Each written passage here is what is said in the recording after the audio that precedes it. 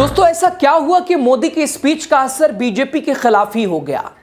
और क्या मोदी ने जो कांग्रेस पर बढ़त बीजेपी को दिलाने की कोशिश की, उसमें उन्हें कामयाबी नहीं मिली? दोस्तों, क्या बीजेपी के खिलाफ लोगों का अविश्वास बढ़ता जा रहा है?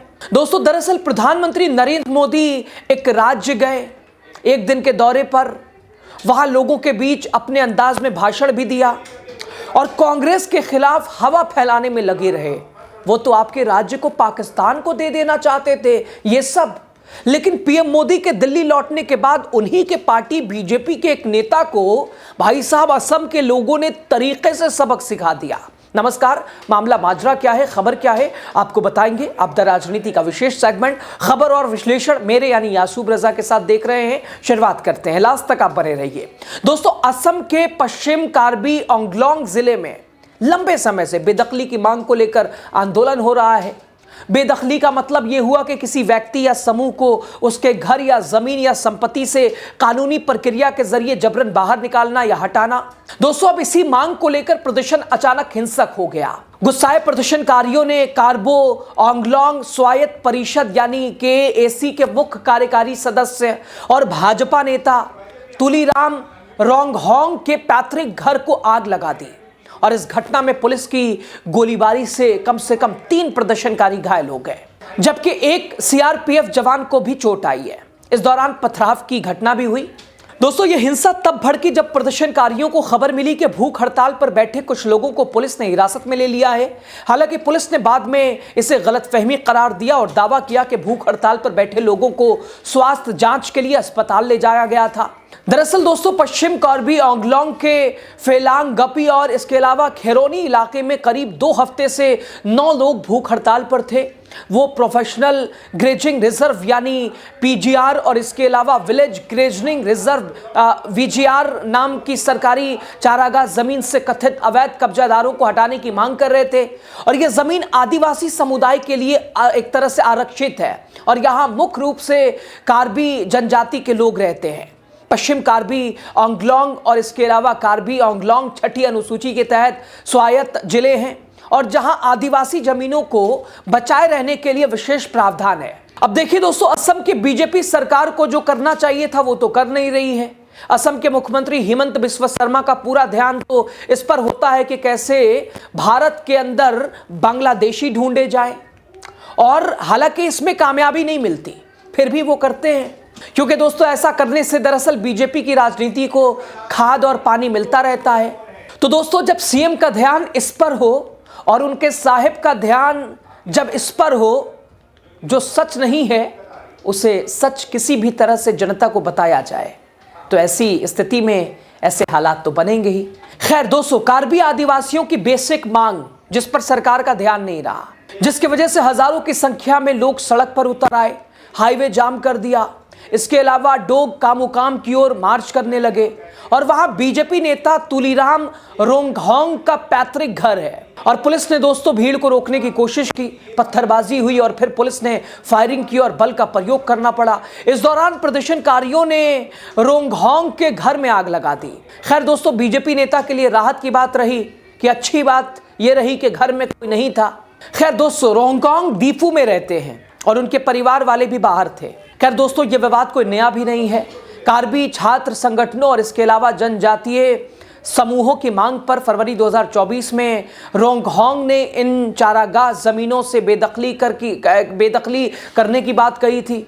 दोस्तों, अंग्रेजी अखबार की रिपोर्ट के अनुसार उन्होंने तब कहा था कि 1983 परिवार जो कामुकाम सर्कल के हवाईपुर मौजा में PGR और इसके अलावा VGR जमीन पर अवैध रूप से रह रहे हैं। उन्होंने ये भी कहा था कि फुलौनी सर्कल की चारागाह जमीन पर 103 परिवार अवैध रूप से रह रहे हैं। उस समय विरोध प्रदर्शन तब शुरू हुए थे। तब इसके अलावा बिहारी नोनिया समुदाय की एक संस्था ने राष्ट्रपति द्रौपदी मुर्मू को एक ज्ञापन सौंपा था, जिसमें वेस्ट कार्बी आंगलोंग में इन जमीनों पर बसे लोगों को कानूनी मान्यता देने की मांग शामिल थी। हालांकि तब लोगों को बेदखल करने की कार्रवाई नहीं हुई थी। इसके अलावा रोंगहोंग ने कहा था कि हमने बेदखली नोटिस दिया था और लेकिन कब्जेदारों ने गुवाहाटी हाईकोर्ट में पीआईएल दाखिल कर दी और जिसके कारण बेदखली रुक गई थी। और वहीं दोस्तों इसके अलावा रोंगहांग ने कहा कि कोर्ट का फैसला आने तक कुछ नहीं कर सकते वरना अदालत की अवमानना हो जाएगी। और सीधी सी बात है दोस्तों, नेताओं को यह समझना होगा कि जनता से आप वही वादा कीजिए जो आप निभा सकते हैं, वैसा वादा मत कीजिए जिन्हें आप निभा ही नहीं सके। क्योंकि दोस्तों जब आप वादा किया हुआ निभा नहीं पाएंगे तो जाहिर सी बात है जनता सड़क पे उतर ही आएगी। खैर दोस्तों, आप तो जानते ही हैं भारतीय जनता पार्टी की हालत क्या है, हाल क्या है। साहब जब चुनाव आता है तो हम साथ साथ हैं और चुनाव ख़त्म हो जाता है तो बीजेपी वाले कहते हैं हम आपके हैं कौन। यानी वादा जो किया वो अब कहाँ, अब मिलेंगे 4 साल के बाद। और अभी आप बिहार में देखिए वादों की झड़ी लगा दी, इधर दिल्ली में देख लीजिए लोग इंतज़ार, महिलाएं पैसों का इंतज़ार कर रही हैं, वो सारे वादे अधूरे।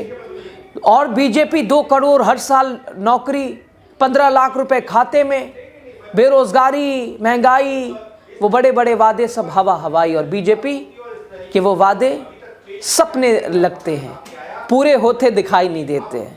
और जब वो वादे लोग पूछते हैं तो साहब भागने लगते हैं, तो लोग तो सड़क पे उतर के हिसाब भी लेंगे और इसके अलावा जवाब भी लेंगे। तो देखा दोस्तों आपने, जाहिर से बात है जो वादा किया है उसे तो निभाना ही पड़ेगा। अब भारतीय जनता पार्टी को अब ऐसे समझिए, चुनाव से पहले भारतीय जनता पार्टी की थीम हम साथ साथ हैं, यानी आपके बिना हम कुछ नहीं हैं। और जैसे चुनाव खत्म हुआ, परिणाम सामने आया, उनके पक्ष में चुनाव गया, उनकी सरकार बनी, फिर जनता से यही सरकार कहती है भाई साहब हम आपके हैं कौन, आपसे हमारा क्या रिश्ता है। दोस्तों 2014 में भारतीय जनता पार्टी वो मोदी मैजिक के साथ गुजरात लॉबी दिल्ली में, दिल्ली की गद्दी पे बैठती है, कितने वादों के साथ, हर साल 2 करोड़ रोजगार, बेरोजगारी दूर का वादा, महंगाई खत्म होने की बात, इसके अलावा 15 लाख रुपए। कुछ लोग तो कह रहे हैं कि जब तक नहीं आ जाते 15 लाख खाते में तब तक तुम्हें मोदी जी हम जिताते रहेंगे। वो 15 लाख वाला हवाई, न जाने कितने वादे। दोस्तों आप बीजेपी का मैनिफेस्टो उठा के देख लीजिए, अभी हाल का उदाहरण दिल्ली ले लीजिए, दिल्ली महिलाएं तो पैसे का इंतजार कर रही हैं। दोस्तों अभी हाल ही उदाहरण आप दिल्ली का ले लीजिए, साहब क्या क्या वादा नहीं किया, मैनिफेस्टो उठा के देख लीजिए, ग्रीन दिल्ली, हरी भरी दिल्ली, पॉल्यूशन मुक्त दिल्ली। और आज दिल्ली देख लीजिए क्या हाल है दिल्ली का। पिछली बार सरकारों से पत्रकार जो सवाल किया करते थे अब उनकी भाषा भी बदल गई है, वो अब ब्लेम किसी सरकार पे नहीं कर रहे हैं। हालांकि आम आदमी पार्टी थी तो एकदम टूट पड़े थे, अब वो पूरे सिस्टम को उन्होंने बदल दिया कि भाई इस वजह से हो रही है, इस वजह से हो रही है। यह है भारतीय जनता पार्टी, वादों की दुकान, लेकिन सिर्फ चुनाव से पहले भाषणों तक वादे, चुनावी मंचों तक वादे, मैनिफेस्टो में वादे, चुनावी घोषणाओं में वादे। लेकिन वादे अगर जमीन पे ना उतरे, जो सिर्फ कागजों में रह जाएं, तो जाहिर से बात है यही नतीजा होगा, यही हाल होगा।